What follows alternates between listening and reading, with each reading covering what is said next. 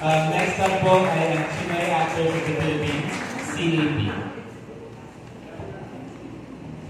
大家好, I'm Dayan Pascual, President of Chinoy Actors of the Philippines, or CAP for short. We have roughly around 30 active and inactive members.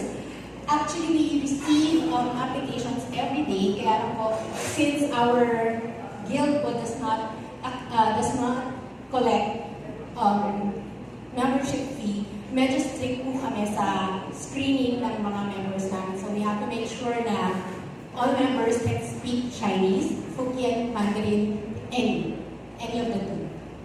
And then, mandate po namin is to be a point of contact for casters to be able to connect with legit Chinese-speaking actors, and also to help each other improve in our craft, also to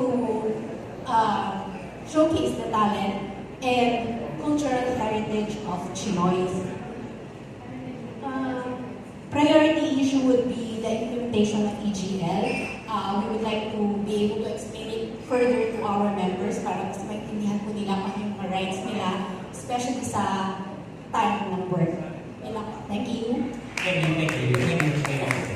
Okay, last up po, unless I'm missing someone, I'll ask again later, is the North Luzon Cinema Guild, NLCG.